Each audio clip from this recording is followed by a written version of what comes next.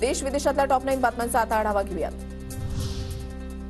राजधानी दिल्लीमध्ये 500 नव्या इलेक्ट्रिक बसेस रस्त्यावर धावणार. मुख्यमंत्री केजरीवाल यांच्या हस्ते बसेसचं लोकार्पण. 2025 पर्यंत 8000 इलेक्ट्रिक बसेस दिल्लीच्या रस्त्यांवर धावणार.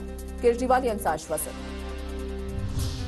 मथुरेमध्ये श्रीकृष्ण जन्मभूमीवर सर्व्हे करायला परवानगी. इलाहाबाद हायकोर्टाकडून आयुक्त निवडला जाणार.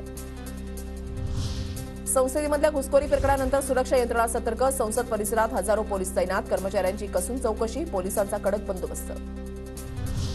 व्हेनेझुएलाची राजधानी कराकस जवळ महामार्गावर ट्रकच्या धडकेनं भीषण अपघात. अपघातामध्ये 16 जणांचा मृत्यू तर 17 वाहनं जळून खाक. युक्रेन पाश्चात्य देशांच्या तुकड्यांवर जगतोय. रशियाचे राष्ट्राध्यक्ष पुतीन यांची युक्रेनवर टीका.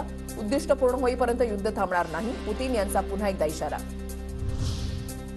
शाहरुख खान लेकीसोबत साई चढणे लीन. डंकी चित्रपटाच्या प्रदर्शनाआधी शाहरुखनं घेतलं साईंचं दर्शन. शिर्डीमध्ये चाहत्यांचा जल्लोष.